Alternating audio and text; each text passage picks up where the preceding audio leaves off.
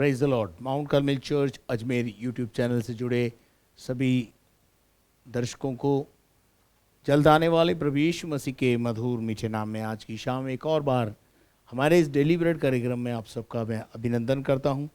आशा करता हूं आप अच्छे होंगे और परमेश्वर की कृपा आप पर बनी हुई है। और हम इस कार्यक्रम को आरंभ करेंगे प्रार्थना के साथ। हमारे दयालु स्वर्गीय पिता परमेश्वर, यीशु मसीह के द्वारा हम तेरे पास आते हैं और तेरा धन्यवाद करते हैं पिता कि तूने हमें जीवन दिया, जिंदों की ज़मीन पे जिंदा रखा, हम मिट नहीं गए। ये तेरी महाकरुणा का फल है। प्रतिभोर तेरी करुणा हमको नया बनाती है प्रभु। तेरा धन्यवाद करते हैं। सुंदर समय में प्रभु हमारे जीवन को तेरी वेदी पे लाते हैं। आज की हमारी आराधना और वचन का मनन सब तुझे पसंद आए। हम घटें और तू बढ़े, ही हमारे जीवन की इच्छा अभिलाषा है। शैतान की तमाम युक्तियों से बचाकर अपनी पनाह में रख। धन्यवाद कर दे, तूने हमारी प्रार्थना को सुना है। यीशु मसीह के नाम से मांगते हैं, आमीन। तो ये समय होगा मेरे प्रिय भाई बहनों कि आपके लिए हम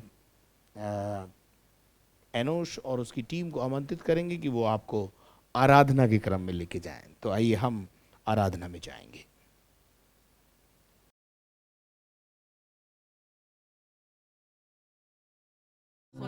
आइए हम आराधना में चलें। Thank you Lord Jesus.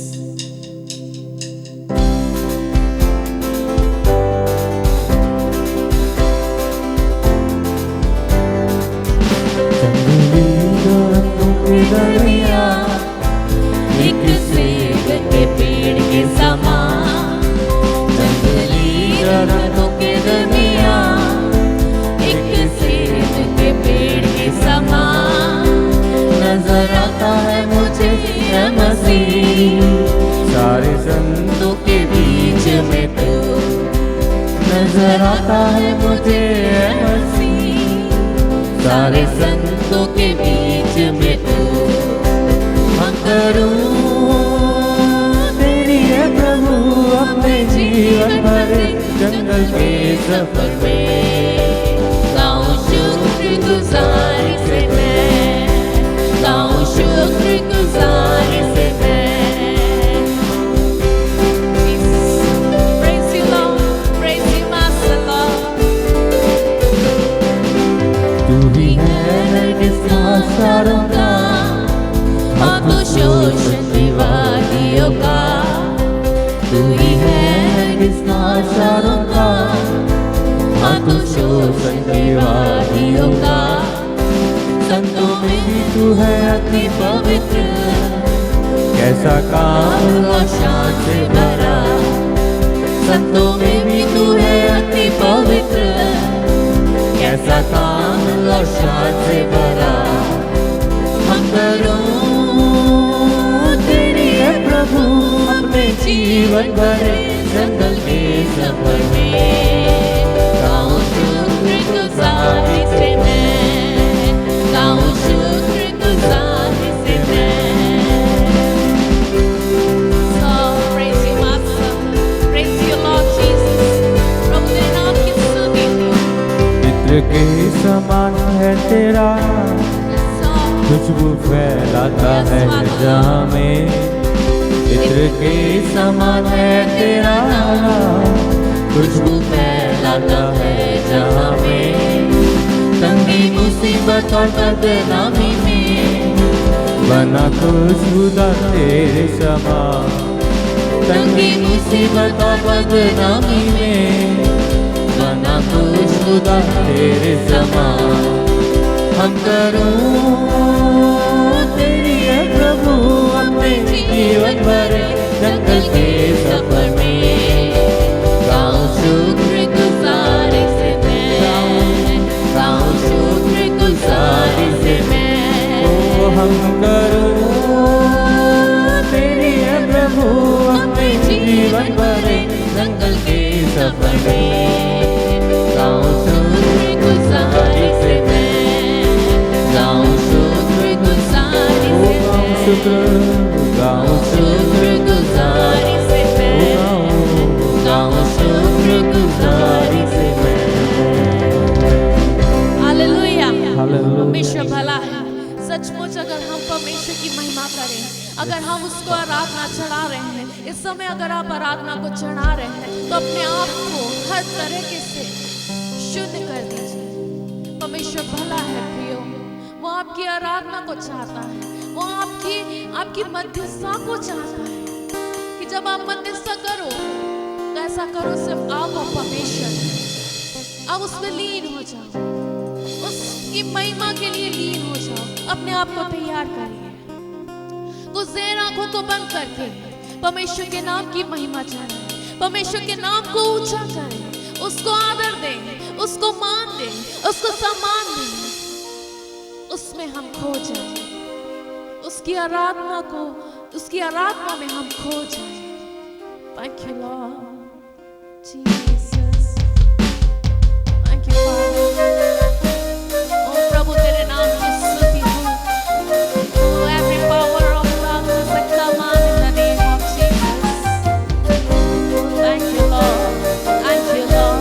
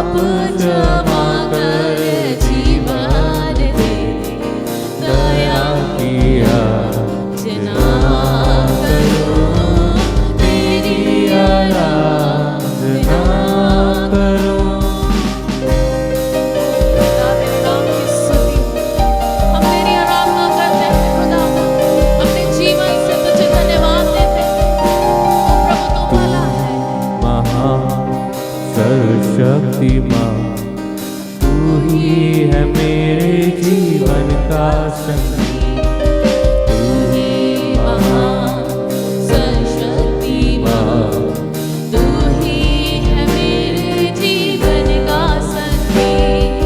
हृदय की तान छेड़े झनका, हृदय की तान छेड़े झनका, तेरी आराधना है मधुर गीत, तेरी आराधना है मधुर गीत। जीवन से मेरे तू महिमा पाए, एक ही काम मैं नाम करूं, पाप क्षमा कर जीवन दे, दया किया करूं, तेरी आराधना करूं, तेरी आराधना करूं, पाप क्षमा कर जीवन दे, दया किया करूं, तेरी आराधना करूं।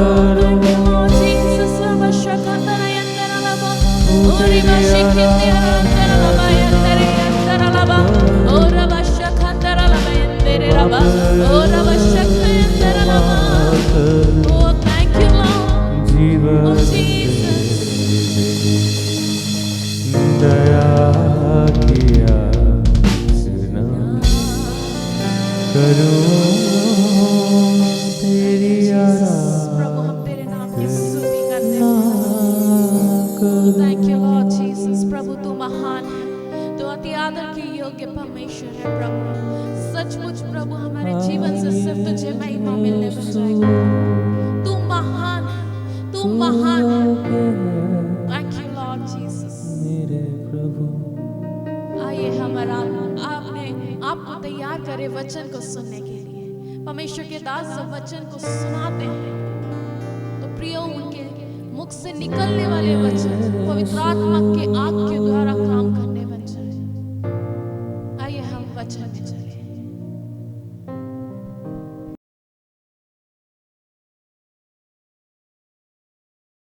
Praise the Lord. अभी आपने बहुत अच्छी आराधना प्रभु की अर्पित की है। प्रभु का धन्यवाद करते हैं और हम विश्वास करते हैं कि आप उस आराधना के दौरान परमेश्वर की उपस्थिति को आपने महसूस किया होगा और आप अच्छे होंगे।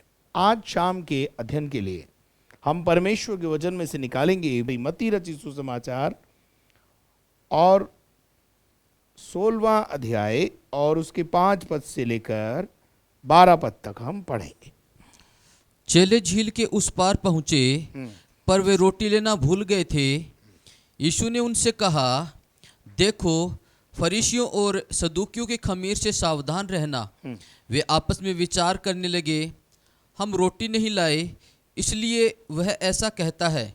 यह जानकर यीशु ने उनसे कहा, हे अल्प विश्वासियों, तुम आपस में क्यों विचार करते हो कि हमारे पास रोटी नहीं? क्या तुम अब तक नहीं समझे? क्या तुम्हें उन 5,000 की 5 रोटियां स्मरण नहीं, और ना ये कि तुमने कितनी टोकरियां उठाई थी, और उन 4,000 की 7 रोटियां, और यह न कि तुमने कितने टोकरे उठाए थे? तुम क्यों नहीं समझते कि मैंने तुमसे रोटियों के विषय में नहीं कहा, परंतु यह कि तुम फरीसियों और सदूकियों के खमीर से सावधान रहना। तब उनकी समझ में आया कि उसने रोटी के खमीर से नहीं, पर फरीसियों और सदूकियों की शिक्षा से सावधान रहने को कहा था। Praise the Lord. प्रभु को धन्यवाद। मेरे प्रिय भाई बहनों, जब यीशु मसीह अपने देह के दिनों में थे और फरीसी और सदूकी यीशु मसीह के पास आए और कहने लगे कि तू जो है आकाश में कोई चिन्ह दिखा, और यीशु मसीह ने उनसे कहा कि यूनुस से बड़ा कोई चिन्ह तुम्हें नहीं दिया जाएगा। और इस दुनिया के जो व्यभिचारी और बुरे लोग होते हैं, वो व्यभिचारी और बुरे लोग जो हैं वो चमत्कारों के पीछे भागते हैं। मेरे प्रिय लोगों, ये सब कुछ होने के बाद चेले जो है अपने दूसरे मोटिव पे या दूसरे लक्ष्य की ओर बढ़े, और जब वो बढ़े तो यीशु मसीह से उन्होंने वो लोग आपस में बातें करने लगे कि जो है हम वे आपस में विचार करने लगे कि हम तो रोटी नहीं लाए। अब जब रोटी नहीं लाए तो यीशु मसीह ने उनसे कहा, हम तो रोटी नहीं लाए। यह जानकर यीशु ने उनसे कहा, हे अल्पविश्वासियों, तुम आपस में क्यों विचार करते हो कि हमारे पास रोटी नहीं है? मेरे अजीजों, कई बार हम अपने जीवन में, हमारे जीवन में किसी भी प्रकार की कोई कमी घटी आती है तो हम अपने आप को बहुत जल्दी से असहाय समझने लगते हैं। ध्यान से सुनिएगा मेरी बात को। और हमें लगता है कि हाँ, अरे इस कमी घटी में हम अपना जीवन कैसे व्यतीत करेंगे। हम तो यीशु मसीह उन चेलों को याद दिला रहा है, और वही स्थिति आज हमारी भी है। यीशु मसीह कह रहा है, क्या तुम भूल गए कि तुम्हारे पास कुछ भी नहीं था? तब मैंने किसी बालक की 5 रोटी और 2 मछलियों को लेकर के 5,000 से भी अधिक लोगों को मैंने खाना खिलाया। उसके बाद क्या तुम नहीं जान समझे? और 4,000 की 7 रोटी, ये जो चमत्कार यीशु मसीह ने किए, ये चेले उसको भूल गए और चिंता करने लगे, अरे हम रोटी लाना भूल गए। शायद कल की चिंता कर रहे होंगे, शायद और कोई बातों की चिंता करने लगे होंगे, और इस प्रकार से हम देख रहे हैं कि ये लोग जो हैं वो चिंता कर रहे हैं। अब जब ये लोग चिंता कर रहे हैं तो यीशु मसीह कह रहा है कि क्या तुम उन चमत्कारों को भूल गए? वो आश्चर्य कर्मों को तुम भूल गए जो मैंने तुम्हारे लिए और तुम्हारे बीच में किए? मेरे अजीजों, कई बार मनुष्य की स्थिति यही होती है। मैं आपको वचन से कुछ बात समझाना का चाहता हूं कि जब परमेश्वर इजरायलियों को मिस्र की गुलामी में से बाहर निकाल के लाया, और जैसे ही वो गुलामी से बाहर आए तो सामने एक बहुत बड़ी समस्या खड़ी हुई थी, और वो था लाल समुद्र। और जब उस लाल समुद्र को पार करने की एक जो सामना करने की एक वो थी, परिस्थिति थी, उस परिस्थिति में वो घबरा गए। तब परमेश्वर ने मूसा से कहा, तू मेरी दुहाई क्यों देता है? तेरे पास अधिकार है, तू उस अधिकार का इस्तेमाल कर। और उससे कहा, ये लाठी तेरे हाथ में जो है ये मेरी लाठी है, यानी मैंने सारे अधिकार तुझे समर्पित कर दिए हैं और तू इनका इस्तेमाल कर। कई बार हमारी स्थिति यही है कि परमेश्वर ने सब कुछ हमारे हाथों में कर दिया है, उसके बावजूद भी हम परमेश्वर से के उन आश्चर्य कर्मों को भूल जाते हैं जो परमेश्वर ने हमको दिए, और हम अपने अधिकारों को भी भूल जाते हैं, और हम रोने लगते हैं, हम बिलकने लगते हैं, हम परेशान होने लगते हैं। और यहाँ चेले जो है रोटी नहीं लाए, उसलिए जो है वो क्या हो रहे हैं, बीमार, परेशान हो रहे हैं, और ये सोच रहे हैं कि अब क्या होगा, अब क्या होगा। यीशु मसीह कह रहा है, भाई तुम भूल गए क्या? मैंने 5 रोटी और 2 मछली से 5000 को खाना खिलाया, और जब 4000 को खाना खिलाना था तो 7 रोटी केवल मेरे पास थी, और मैंने जब तुम्हें खाना खिलाया तो कितनी टोकरियां बच के वापस तुम्हारे पास बची रही। मेरे अजीजों, हमारा परमेश्वर जो है वो गिन गिन के आशीष नहीं देता है, बल्कि बेशुमार आशीषों को हमारे जीवन में देता है, उभरता हुआ देता है। यहां यीशु मसीह ने नाप तोल करके रोटियों के लिए चमत्कार नहीं किया। खाने के बाद भी इफरात से तुम्हारे पास बचा रहे, वो परमेश्वर है हमारा। तुम्हारी आवश्यकताओं को पूरा करने के बाद भी तुम्हारे खजाने भरे रहें, वो है हमारा परमेश्वर। लेकिन हमारी चिंताओं का प्रॉब्लम है। तो वो जो लाल समुंदर पार हुआ, आप सब जानते हैं कि मूसा ने लाठी मारी और लाल समुंदर जो है वो परमेश्वर की आज्ञा से लाठी पड़ते ही 2 भाग में विभाजित हो गया। हजारों किलोमीटर का रास्ता इजराइलियों के लिए बन के तैयार हो गया।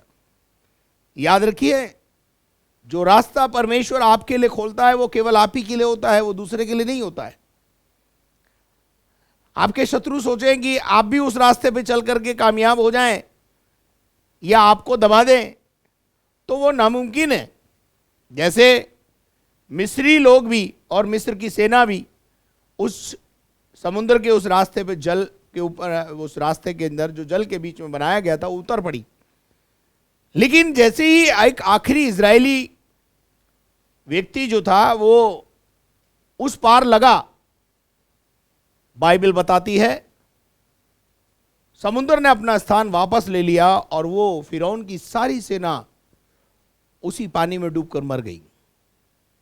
जो रास्ता परमेश्वर आपके लिए बनाता है वो केवल आपके लिए होता है। उसको बोलते हैं प्राइवेट मार्ग, वो पब्लिक मार्ग नहीं है। परमेश्वर जो मार्ग बनाता है हमारे लिए, वो केवल हमारे लिए होता है। हमारा दुश्मन भी उस पर चल करके कामयाब हो जाएगा, वो नहीं हो सकता है। खैर, एनीहाउ, मैं आपको जो बात बताना चाह रहा हूं वो ये है कि इतना बड़ा चमत्कार इजरायलियों ने अपनी आंखों से देखा, और 10 चमत्कार कम से कम जो है उन्होंने मिस्र में देखे। लेकिन उसके बाद जब वो आगे बढ़े तो पानी की कमी आई, रोटी की कमी आई, या और किसी बात की कमी आई, वो कुड़कुड़ाने लगे, बुड़बुड़ाने लगे। चलिए वो बात भी छोड़िए। एक समय ऐसा भी आया जब एक छोटी सी नदी सामने थी, यरदन नदी। उस यरदन नदी को पार करने से पहले भी बहुत लोग कुड़कुड़ाने लगे। यहोशू को कहने लगे, क्या तू हमें यहां मारने के लिए ले आया है? मूसा को भी परमेश्वर के दास को कुड़कुड़ा करके कहते थे बहुत सारी बातों में। वो उन आश्चर्य कर्मों को भूल जाते थे। और आज भी जिस परमेश्वर ने आपको विषम परिस्थितियों में से निकाल के शैतान के हाथ से छुड़ा के आपको लेके आया, कभी कभी आपके अगर थोड़ा सा सर में दर्द होता है तब भी आप व्याकुल परेशान हो जाते हैं। आप भूल जाते हैं कि परमेश्वर वो है जिसने मुझे एक भयानक बीमारी से आज़ादी दी है, तो मेरे लिए सरदर्द क्या चीज़ है। ये बात यीशु मसीह यहाँ अपने चेलों को सिखाना चाहता है, और आपको भी मैं सिखाना चाहता हूं कि आप इसमें से इस बात को सीख लें। हाँ, एक बात जरूर है, यीशु मसीह को उन लोगों से बड़ी शिकायत है जिनके बीच में प्रभु यीशु मसीह ने चमत्कार किए। मत्ती रचित सुसमाचार 11वां अध्याय अगर हमने पढ़ा है और हमने उसका अध्ययन भी किया है, तो हम देखते हैं कि यीशु मसीह वहां पर 20 पद में क्या बोलता, पढ़े जरा। तब वह उन नगरों को उल्हावना देने लगा। तब वो उन नगरों को डांटने लगा। नगरों को डांटने का मतलब ये नहीं है नगर को डांट रहा है, इसका मतलब उस नगर में रहने वाले व्यक्तियों को डांट रहा है, और जिनमें उसने बहुत से सामर्थ के काम किए थे। हाँ, उन नगरों में बहुत सारे लोगों को चंगाइयां दी, छुटकारे दिए, दुष्ट आत्माओं से छुड़ाया और बड़े बड़े आश्चर्य कर्म किए। उन आश्चर्य कर्म करे हुए लोगों से परमेश्वर को, प्रभु यीशु मसीह को एक शिकायत है। चमत्कार हमारे जीवन में प्रभु इसलिए नहीं करता कि हम फिर से जाकर पाप करें।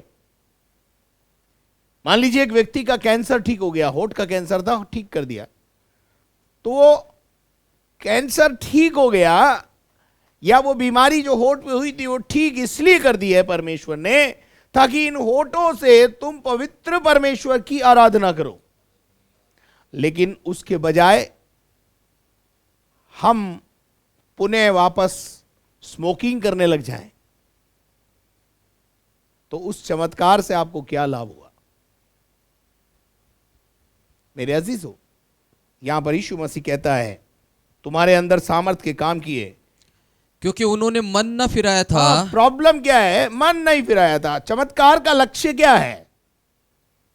यीशु मसीह आपके बीच में, आपके मध्य में चमत्कार करता है, आपके जीवन में चमत्कार करता है, उसका एक उद्देश्य है कि वो ये चाहता है कि आप संसार से मन फिराकर परमेश्वर के राज्य में आ जाओ, परमेश्वर के पीछे चलने लगो, पवित्र जीवन व्यतीत करो है पवित्रता से बाहर आकर के।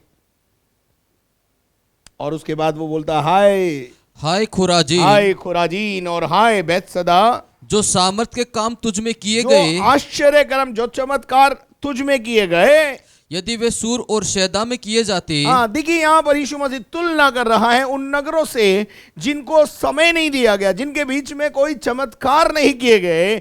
अगर उनके बीच में चमत्कार किए होते तो वो शायद मन फिरा लेते, टाट ओढ़कर बैठ जाते और परमेश्वर को अपना व्यक्तिगत उद्धारकर्ता के रूप में स्वीकार कर लेते। लेकिन तुम्हारे बीच में चमत्कार किए, मैं तुम्हारे बीच में आया, परंतु तुमने नहीं समझा। मेरे अजीजों, क्या मैं वापस वहाँ जाऊँ जहाँ से हम शुरू हुए थे तो अच्छा होगा, क्योंकि समय ज़्यादा इजाज़त नहीं देगा।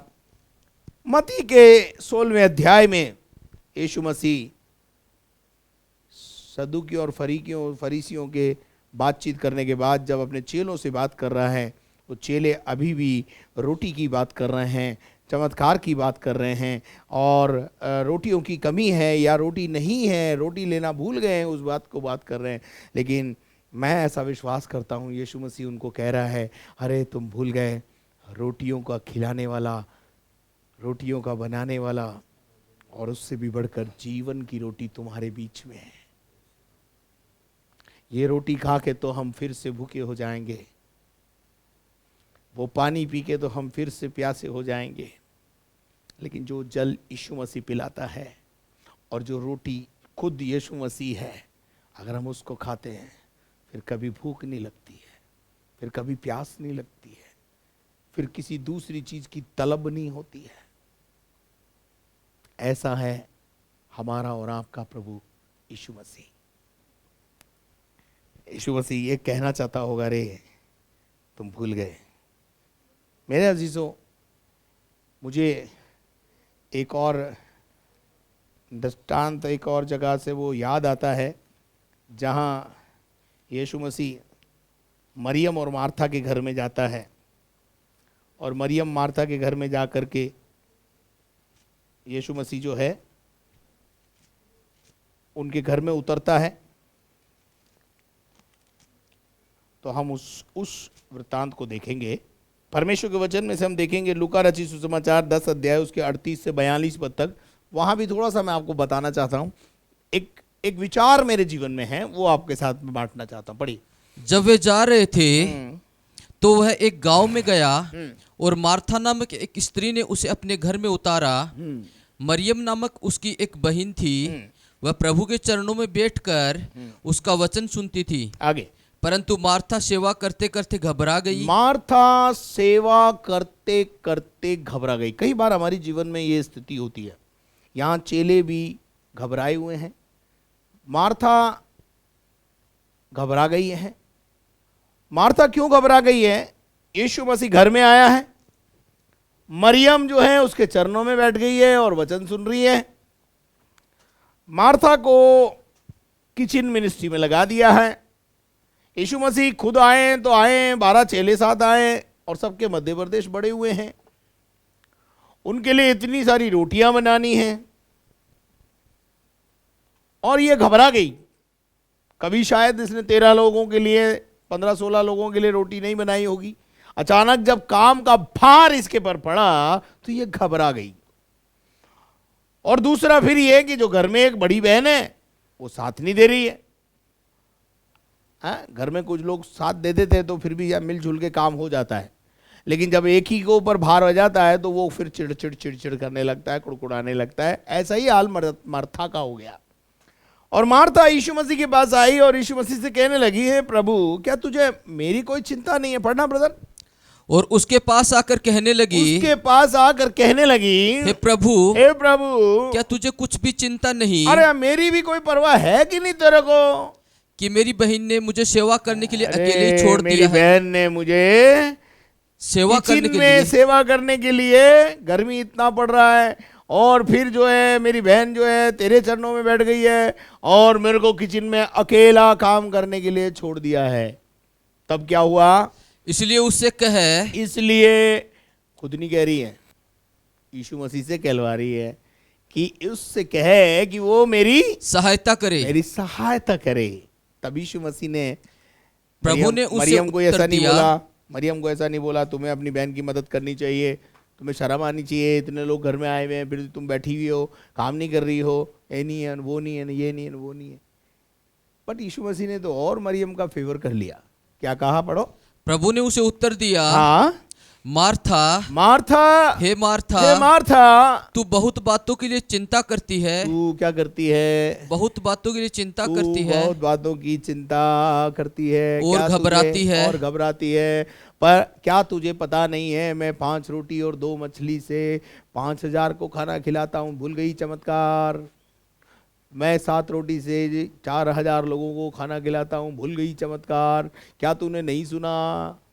मैं अगर होता वहाँ पे और मुझे अगर यीशु मसीह को खाना बनाने के लिए 12 लोगों का खाना बनाने के लिए बोला जाता तो मैं तो ऐसा करता, 1 रोटी बनाता और यीशु के हाथ में दे देता और बोलता करो चमत्कार। और मैं ऐसा विश्वास करता हूं यीशु मसीह करता भी। और ये मार्था को ये बात समझ में नहीं आई। आपके पास जो कुछ भी है उसको आप केवल यीशु के हाथ में रखिए। मल्टीप्लिकेशन का काम उसका खुद का है, बढ़ाने का काम उसका खुद का है। मैं जब इस वृत्तांत को पढ़ता हूं तो मैं वो मार्था पे बहुत हंसता हूं। अरे ये इतना चमत्कारी आदमी घर में आया हुआ है, 1 रोटी बनाने में कितनी देर लगती है? उस सारपत की विधवा ने 1 रोटी बनाई और पूरा जीवन भर खाया। क्या आप मेरे साथ हैं? मल्टीप्लिकेशन करना परमेश्वर का स्वभाव है, गुणात्मक वृद्धि करना परमेश्वर का स्वभाव है।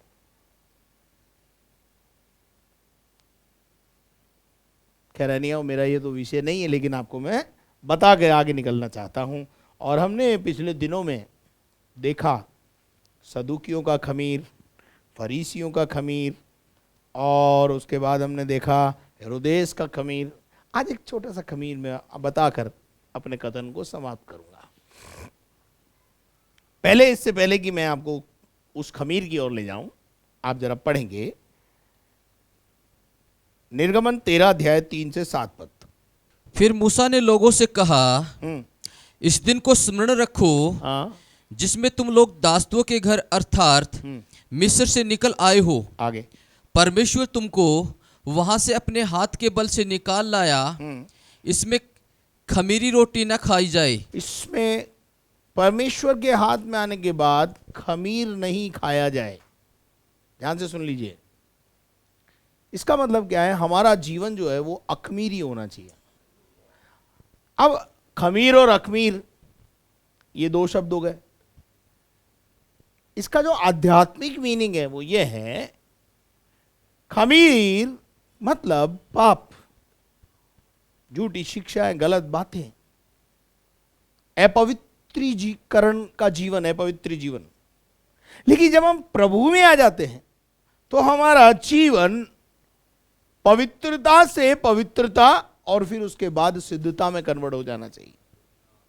यानी खमीर नाम की कोई चीज, पाप, अनैतिकता, गलत शिक्षा, झूठ, गंदगी, वो हमारे जीवन में नहीं रहना चाहिए। सारांश की बात यह है, हमारे प्रभु में आने के बाद भी हमारे जीवन में ये बातें पाई जाती है, और जब ये थोड़ी सी मात्रा में पाई जाती है तो इनका बढ़ना तय है। इनको बिल्कुल निकालना है अपने जीवन से, तब आप कामयाब होंगे। प्रभु आपसे अखमीरा जीवन चाहता है, खमीर रहित जीवन चाहता है।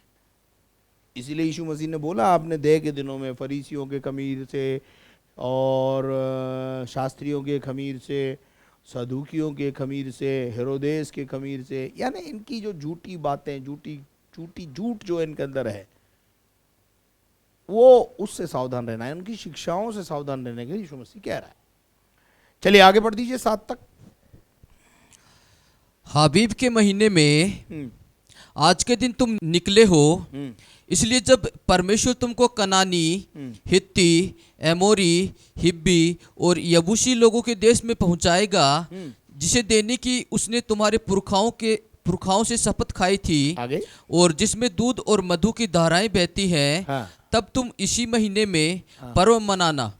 7 दिन तक अखमीरी रोटी खाया करना। 7 दिन तक खमीर का कोई काम तुम्हारे जीवन में ना हो, अखमीरी रोटी खाना है। और मैं आपको बताना चाहता हूं, ये तो पुराने नियम की बातें हैं, लेकिन नए नियम में तो खमीर पास ही नहीं आना चाहिए, झूठी शिक्षा पास ही नहीं आना चाहिए। झूठी शिक्षा वाले को सलाम दुआ करा ना तो खमीर घुस जाएगा, समझ लो। आपने उसको एंट्री दे दी, और जब वो एंट्री हो गई तो फिर बढ़ना तय है। ऐसे ही कईयों का विश्वास रूपी जहाज डूब गया है। सावधान रहें झूठी शिक्षाओं वालों से, सावधान रहें जो केवल यीशु के नाम से बपतिस्मा देते हैं, झूठे शिक्षक हैं ये। सावधान रहना है ऐसे लोगों से। तो प्रभु का वचन कहता है, पढ़ दीजिए ब्रदर 7 तक। और 7वें दिन परमेश्वर के लिए पर्व मानना। इन 7 दिनों में अखमीरी रोटी खाया जाए, वरन तुम्हारे देश भर में न खमीरी रोटी, तुम्हारे पूरे देश में न खमीरी रोटी, ना खमीरी रोटी हो, न खमीर हो तुम्हारे पास देखने में आई। देखने में भी तुम्हारे जीवन के अंदर उसी बात को यीशु मसीह ने भी कहा है कि तुम्हारे जो है आंखें भी पवित्र होनी चाहिए। चलिए एक और आयत पढ़ेंगे, वही निर्गमन का 12 अध्याय 15 से 20 पद तक। 7 दिन तक अखमीरी रोटी खाया करना। 7 दिनों तक अखमीरी रोटी खाया करना। उनमें से पहले ही दिन हाँ। अपने अपने घर में से खमीर हटा देना। खमीर अपने घर से हटा देना। लिसन केयरफुली, खमीर अपने घर से हटा देना। आज शाम मैं आपको बताना चाहता हूं, झूठी शिक्षा अपने पास से, अपने घर से, अपने चर्च से दूर कर दो। क्या आप मेरे साथ हैं? चलिए आगे बढ़े। वरन जो कोई पहले दिन से हाँ। लेकर 7वें दिन तक कोई खमीरी वस्तु खाए, खमीर खा ले, वो प्राणी इजराइलियों में से नष्ट किया जाए। लिसन केयरफुली, झूठी शिक्षाओं के शिकार होने के बाद, खमीर के शिकार हो जाने के बाद, उसको, मैं तो बाइबल वैसा बोलती है कि कलीसिया में जगह मत दो, नहीं तो वो सबको, जैसे अपन बोलते हैं ना कि एक गंदी मछली जो होती है वो पूरे तालाब को गंदा कर देती है। इसलिए अगर पूरे तालाब का पवित्रीकरण करना है तो उस व्यक्ति का जो झूठी शिक्षा का शिकार हो गया है उसका अलग हो जाना आपके लिए फायदेमंद है। जैसे मान लीजिए किसी शरीर के किसी अंग में गैंग्रीन हो गया है, तो डॉक्टर क्या सलाह देता है? जल्द से जल्द उस अंग को आपके जीवन से अलग कर दिया जाए ताकि बाकी का जो अंग है वो बच जाए। और अगर आपने देरी करी तो क्या होगा मालूम है? वो आपके पूरे शरीर को ले बैठेगा, यानी मौत के घाट तक उतार देगा।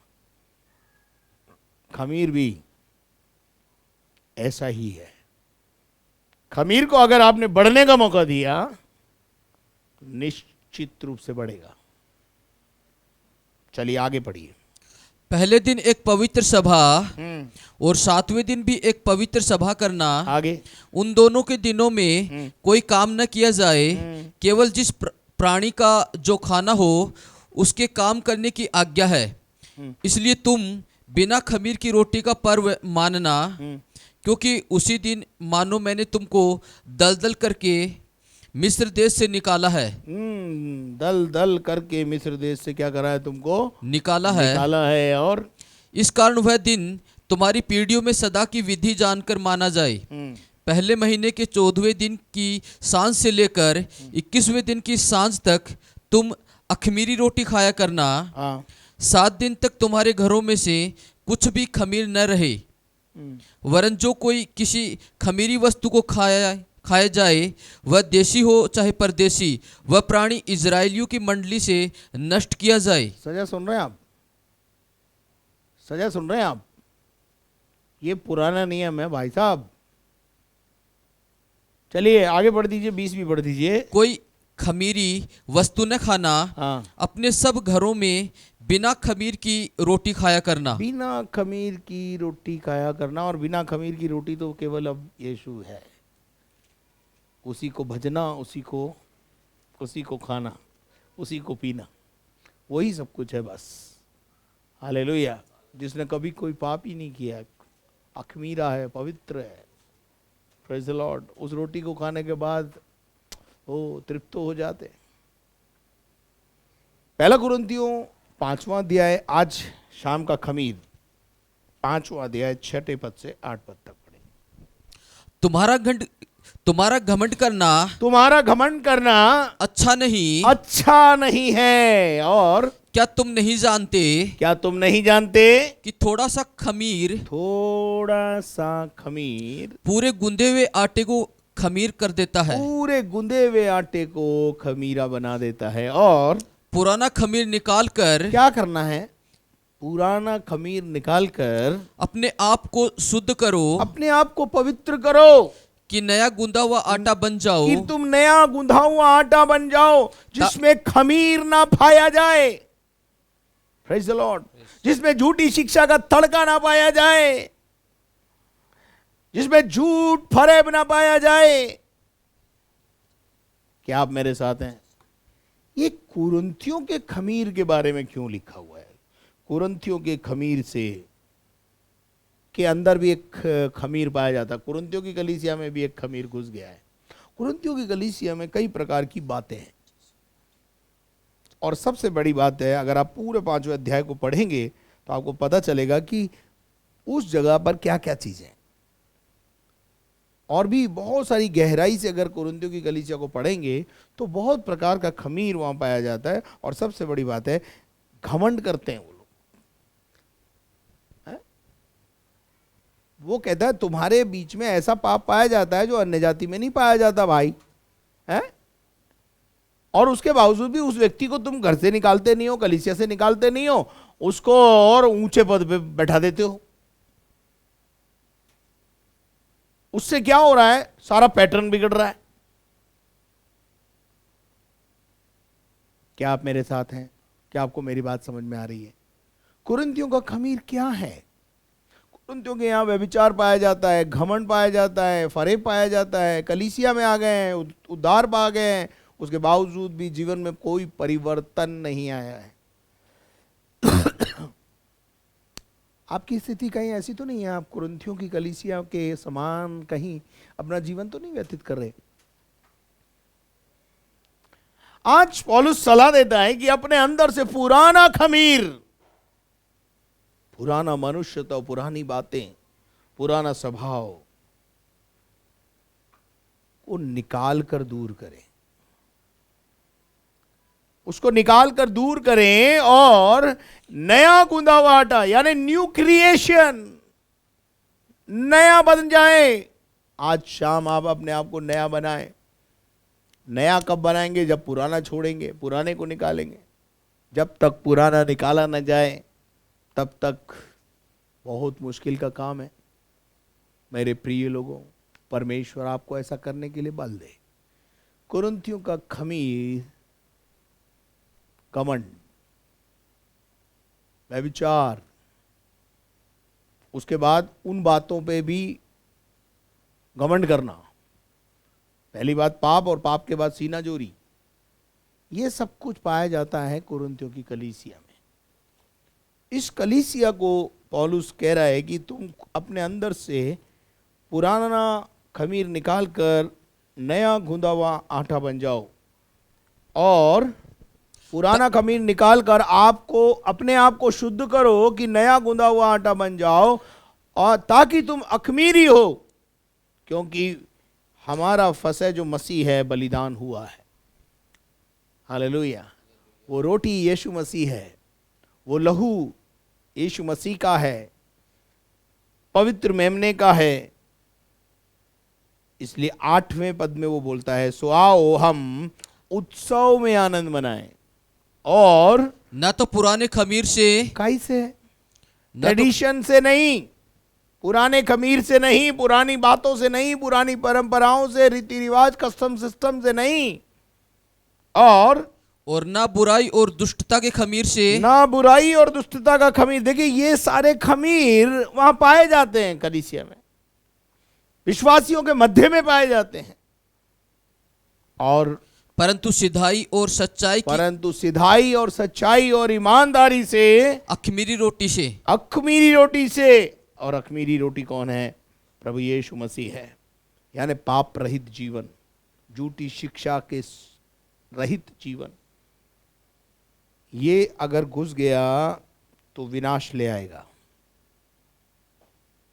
क्या आप मेरे साथ हैं? यह है कुरिन्थियों का खमीर।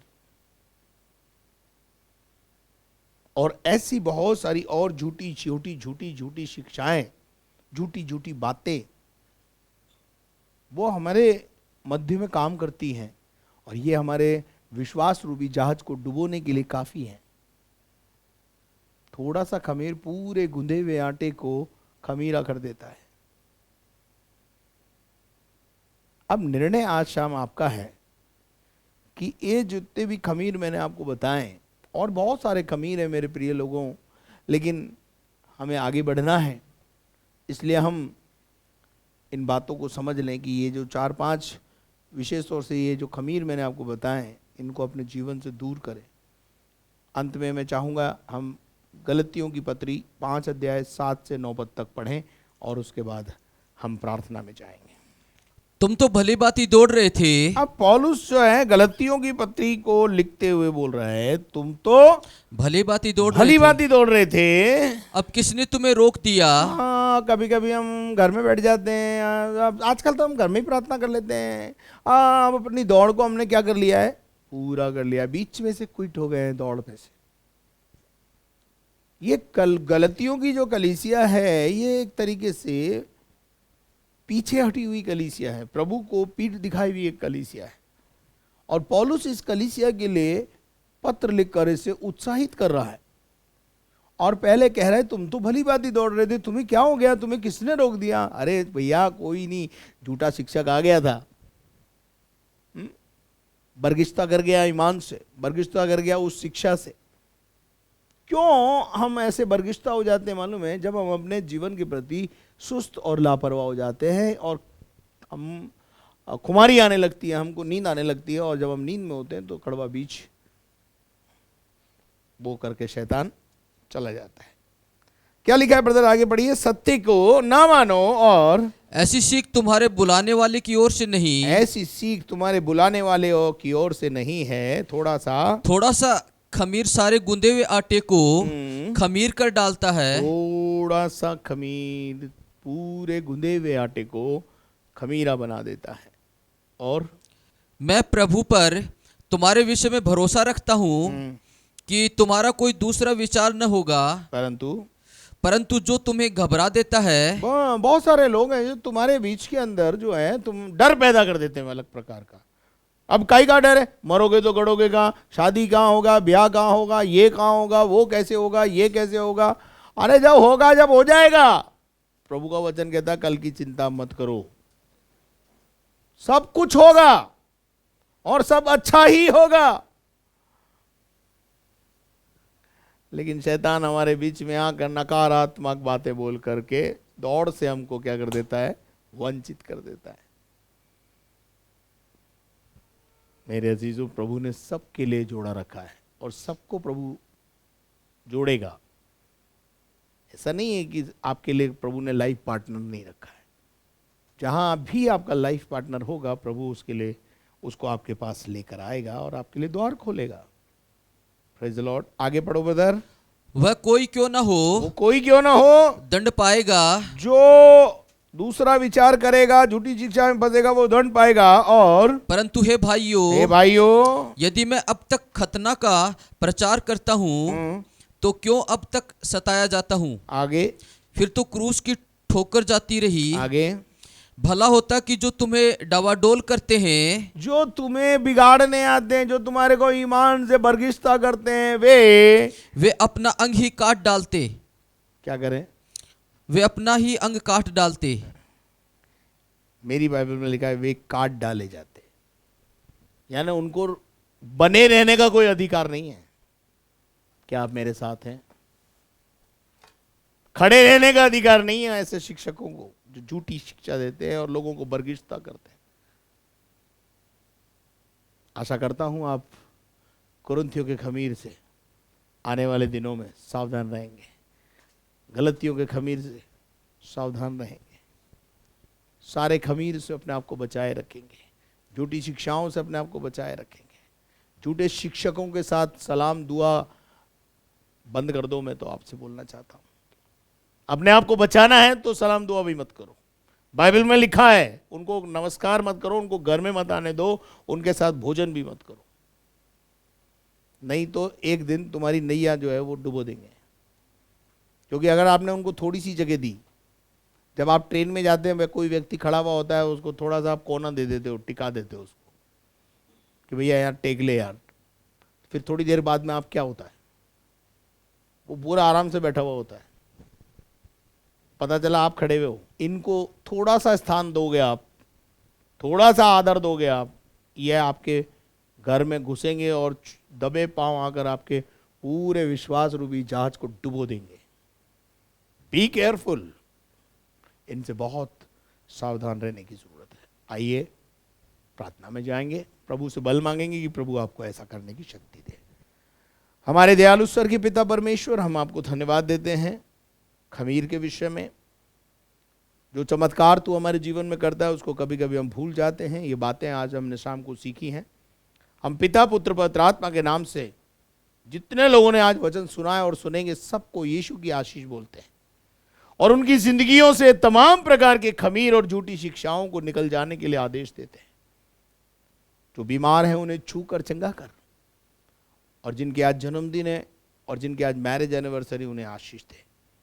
जो बच्चे एग्जाम की तैयारी में हैं प्रभु, उनके एग्जामिनेशन में उनकी सहायता और मदद कर।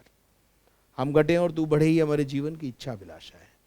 सारी महिमा तुझे देते हुए प्रार्थना को यीशु मसीह के नाम से मांगते हैं, आमीन। और अब हमारे खुदावंद यीशु मसीह का फजल, खुदा बाप की मोहब्बत, पाक रूह की रिफाकत और शराकत अब से लेकर हमेशा तक हम सबों के साथ होती रहे, और हम सब बोले आमीन। May God bless you. परमेश्वर आपको आशीष दे।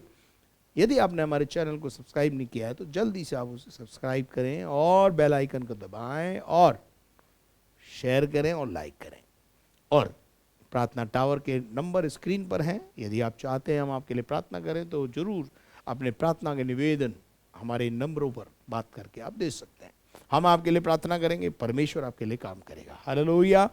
साथ में यदि किसी भी प्रकार की आर्थिक सहयोग आप हमें इस मिनिस्ट्री को देना चाहते हैं स्क्रीन के ऊपर बैंक अकाउंट की डिटेल है। Thank you very much and may God bless you. कल शाम फिर आपसे मुलाकात करेंगे, तब तक के लिए घर में रहें, सुरक्षित रहें।